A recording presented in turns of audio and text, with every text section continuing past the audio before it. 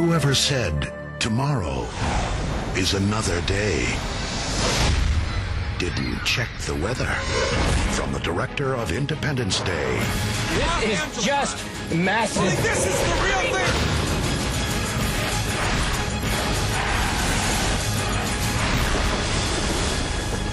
The Day After Tomorrow. Rated PG-13. Now playing only in theaters.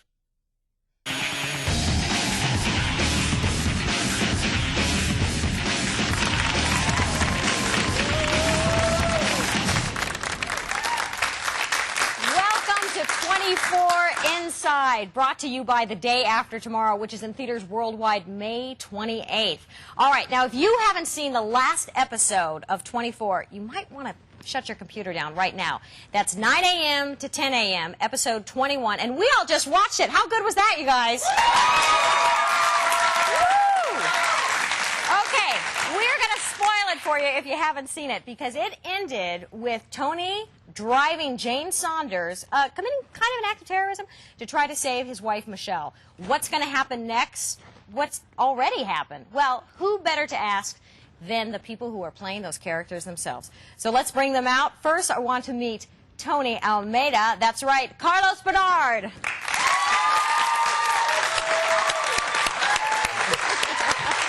Thank you. All right. And of course, we cannot have Carlos without the woman that he's trying to save, his beautiful wife, Michelle, Reiko Aylesworth. Thank you for being here. You guys, have a seat. Okay, are you guys as much on the edge of your seat when you see the scripts as we are watching it? Like, what's going to happen next? Obviously trying to find out. Yes. You're probably doing that. This was a snowball. You're probably doing that because you're so used to having that cell phone in your hand. Yeah. Almeida. I know, we're usually on cell phones when we talk to each other. That's sort of like cell phone love. Yeah, how do you kind of, go on with a romance via cell phone? Is that hard as actors? It's much easier that way, don't you think? You get into a lot less trouble. Well, maybe not. Well, you guys, you guys are on a deadline. So we got some questions though from some fans of the show. First, we're going to start with questions from the audience, and we have Patrick Sillis. Patrick, where are you? All right, thank you, Patrick. It's a question for you, Carlos. He wants to know, why didn't Tony get Jack or CTU in on the plan to play Saunders and get Michelle back? Of course, then was that really a play, or you just seems like you're just doing his bidding at this point? I don't know. No. Well, I don't think he. Once you bring up the fact to Jack or the rest of the people at CTU, you don't know what their response is going to be. So if their response is no, right, you're screwed. Especially since you guys killed Ryan pretty easily. Yeah, there's some sacrificing going on. Yeah, not a lot of coworker loyalty going on. I mean, that's the thing. I mean, it's one thing if it's about you, but if it's your wife that's going to be killed, that's a tough call. And so I think that if Tony were to bring that up to other people, first of all, they'd know about it. And if they said no, that's it. That's it. There goes the eyeball. There goes the eyeball. I know there was a lot of joking about, because I was thinking, are they going to do it? Are they going to take my out? Because this is 24. So there were a lot of eye patch jokes. They were going to probably make up an eye patch for me. I wanted a glass eye that wandered. I thought that would be cool. So then your enemies were like, what's she looking at that? Me? Yeah, right. Stop that. I'm talking to you. Stop it. Yeah. Whole new take on interrogation. All right, we got an email question from David Kissling. He says, Tony gives in to Saunders to save Michelle, but do you think Michelle would have done the same thing if she were in the same position? And I got to say, I don't think so. I think Michelle's a better agent. I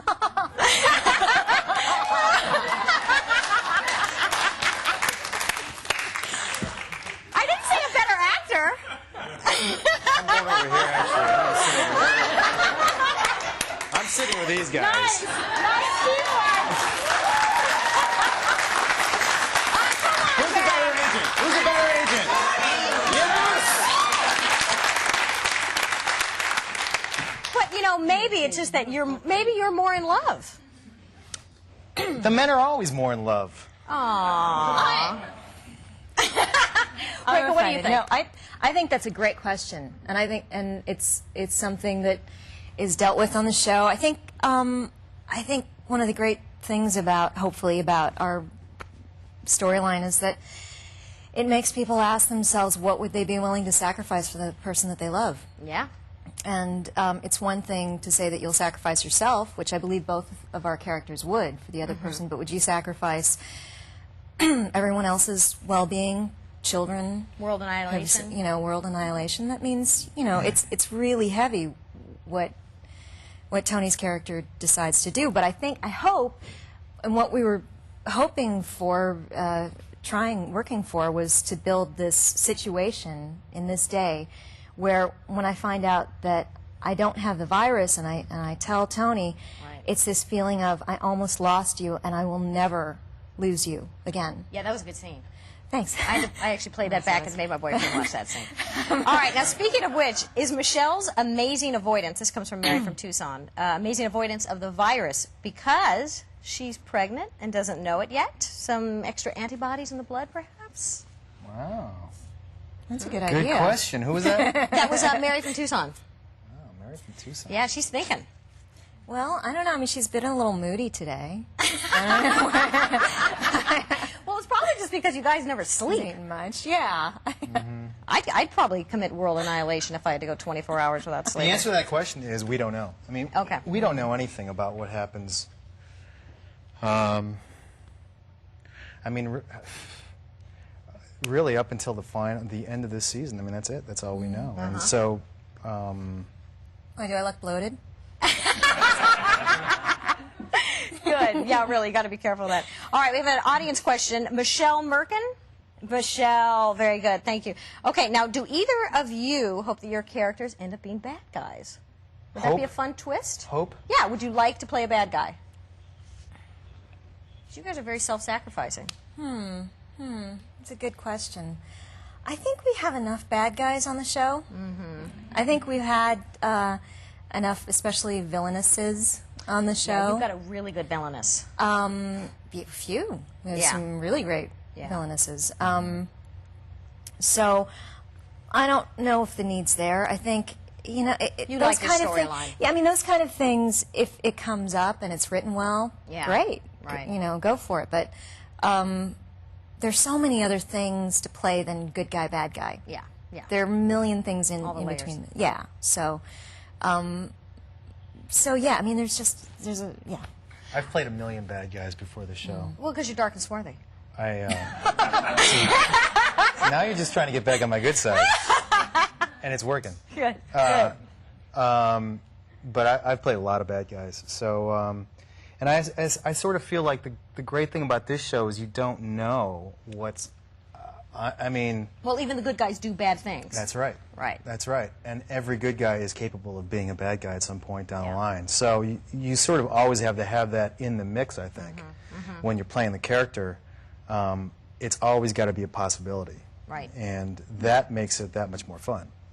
Okay, now on a lighter note, we have an email question from Wolfie for you, Carlos, who says, are you aware of the cult following your Cubs mug is getting? Fans call it Cubby? Are you being upstaged by your mug? Yeah, you know what? I get upstaged by anything. I've heard about the Cubs mug phenomena. One of our directors checks into the internet chat rooms and sees what's going on. He's one of our producers, director.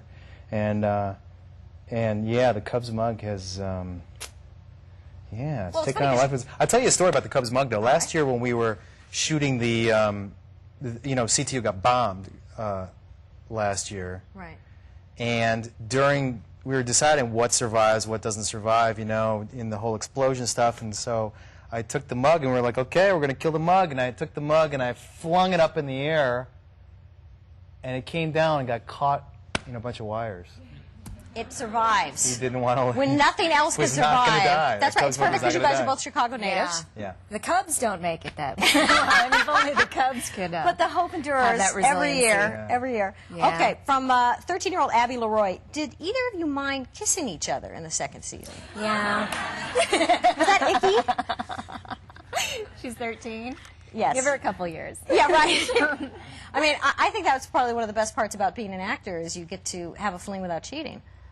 Freebie. Yeah, right? Carlos, you're strangely silent. Well, I mean, I just get paid a little bit extra for those scenes because it's tough, and I mean, my agent makes it a point to make sure I get the extra money, and you know, what else can you say? Yeah, your combat pay. All right, and we What have do I have to kiss? I know, that's tough. That's rough. Now, okay, so let me ask you an audience question here. This is from Donna Lee. Donna? All right, hey, Donna. All right, now does the show, this is very good, you're very savvy showbiz here, did the show film multiple endings this season so that none of you know, like the end of other shows do that? Not as far as I know. Yeah, maybe they didn't call See, you but this is the that thing day. about it. Every year they trust us less, you know? First year we shot multiple endings, and we all knew about that. Second year, they gave us a script for the final episode that was fake, basically. And it didn't include the last scene at all. They never even put the last scene on paper.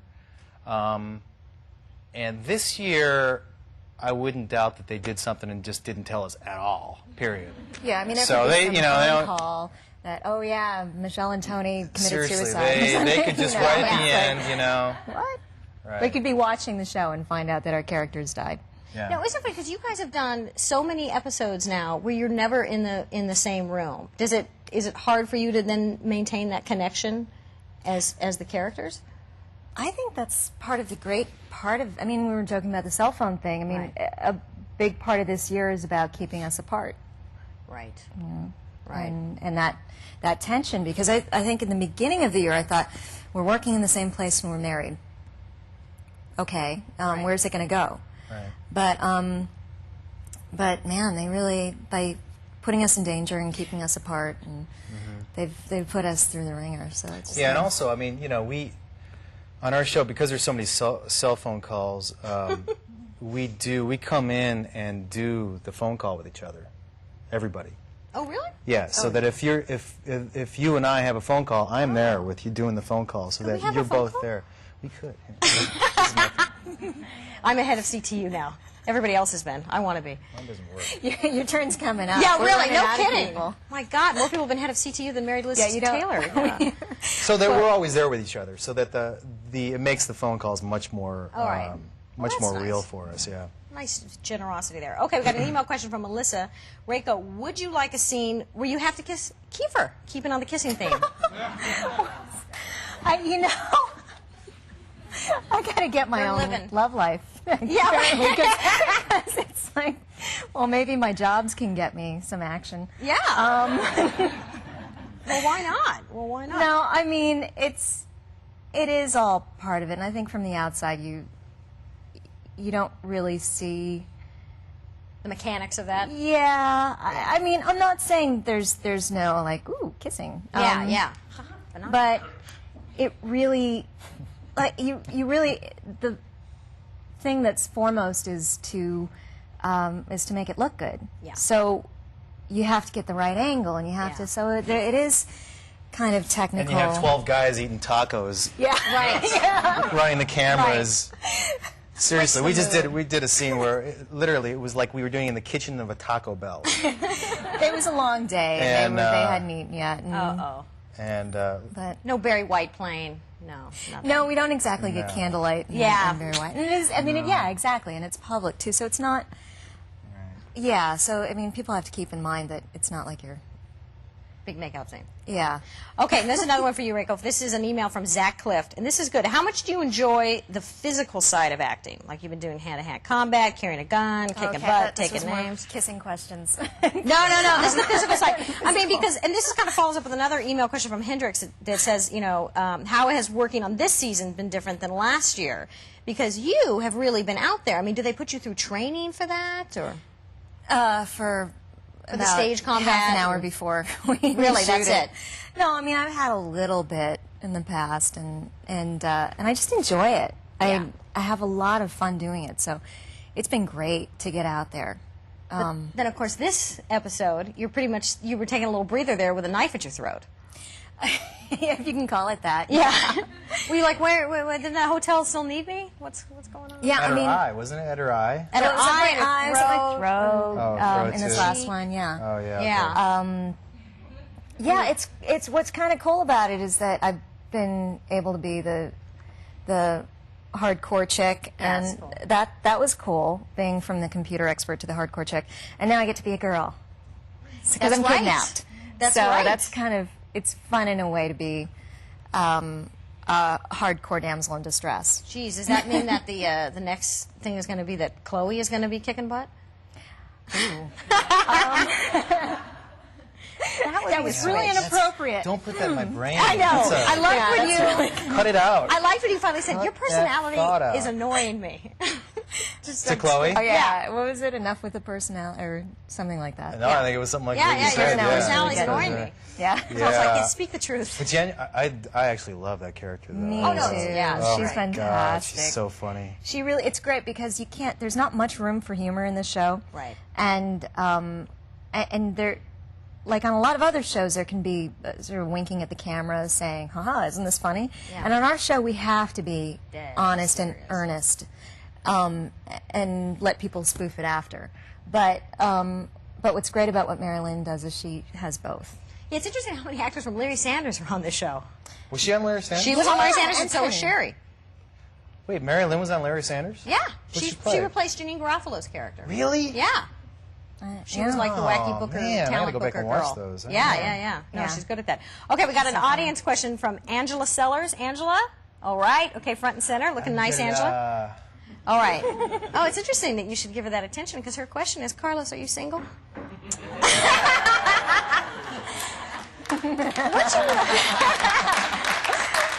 What you want, like, Might be so. a magic 8-ball could change your whole life.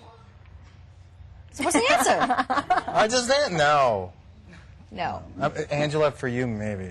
All right, so you married, committed relationship? Uh-huh. Oh, he's being a little cagey. What's that? No, we can't answer personal questions on the show. This is a 24 Inside. Uh-huh. Yeah. You're Inside 24. Inside 24. Inside what makes it tick. All right. Anyway, hit a nerve, Angela. Okay.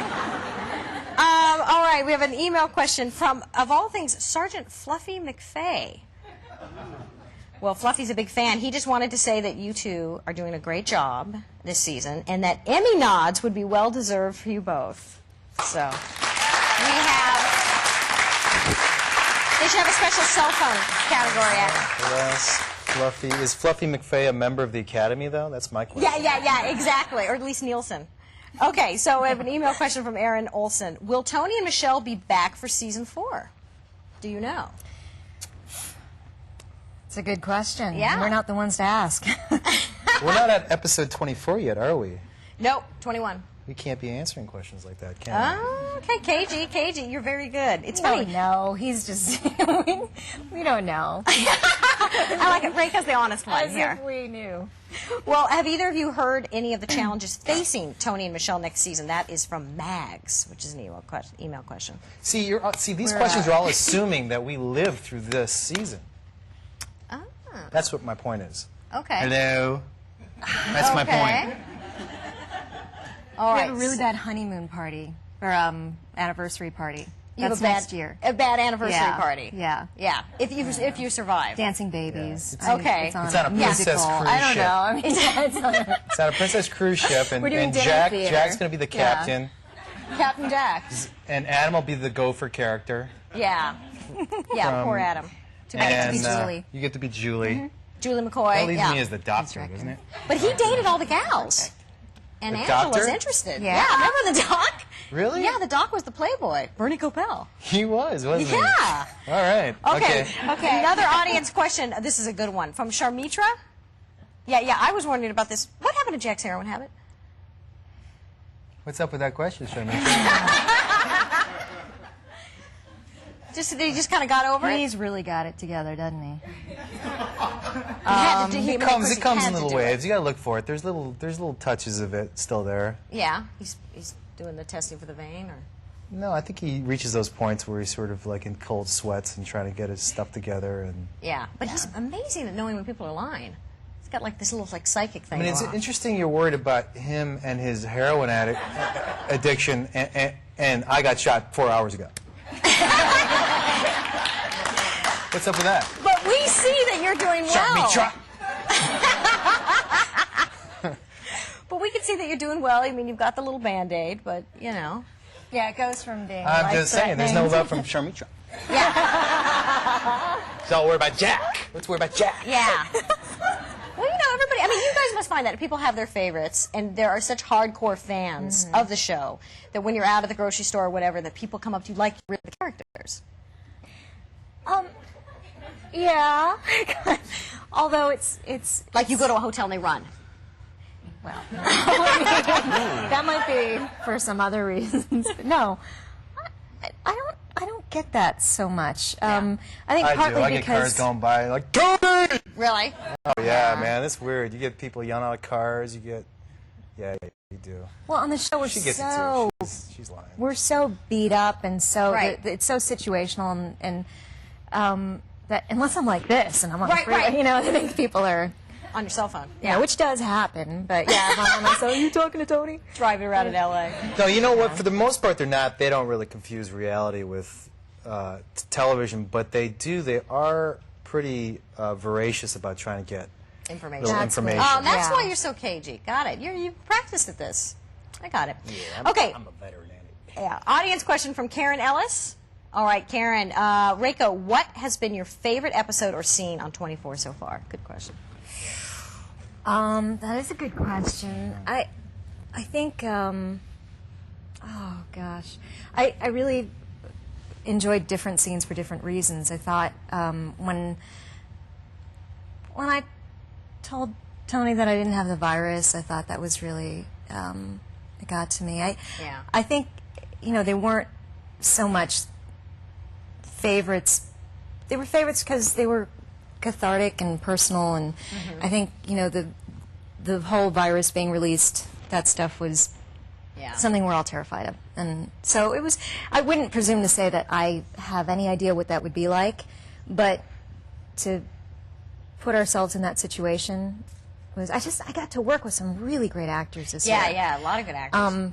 Except for, you know. Yeah, I know. But, well, you're carrying, you know, you got to draw the bone. All right, well, let me give you a quick email question from Thomas Thiessen of Denmark. He wants to know, what are you guys doing on hiatus? Are you going to be doing any movies in the near future? Denmark? Yes. Like Denmark. Denmark, yeah. That's right, smart Alec. Denmark. Wow. Okay. Well, what are you doing? Ladies first, please go. I'm going to New York as soon as I can. Are you going to just to hang out or to hang work? out. Or? And then I'm coming back here in June to work, and then we'll see what happens after that. All right. You know, where Okay, I'll be whether- working. I might, you know, would you like fries with that, sir? You know, who knows? I don't know. Yeah, you never know. Just remember, Starbucks does have that employee stock purchase plan. Yeah, I heard they're really good. Yeah. I heard they're actually really good employers. What about you, Carlos? around. You doing any movie projects? No, I'm actually retiring from acting. I'm gonna I'm gonna start a shrimp ranch down in Louisiana. Dumps, maybe? Yeah, I always felt that shrimp spend too much time in the water. I felt like they should come out, see the ground. I'm not sure yet what's going to happen with this summer. This is, you know, we have such a short hiatus that it's tough to see if projects are actually going to fall into the window that we have. Yeah. So probably working, but we'll see. Okay, well, very good. Well, you guys, thank you so much for being here. Big hand for Reiko Aylesworth and Carlos Bernard. We are all on the edge of our seats to see what happens at just 10 a.m., let alone next season. Good questions, guys. Yeah, very good. Good job. All right, so remember, there's another episode of 24 next week and another episode of 24 Inside next week, and it's brought to you by The Day After Tomorrow, which hits the theaters worldwide May 28th. Where will you be? I'm Daphne Brogdon. We'll see you next week.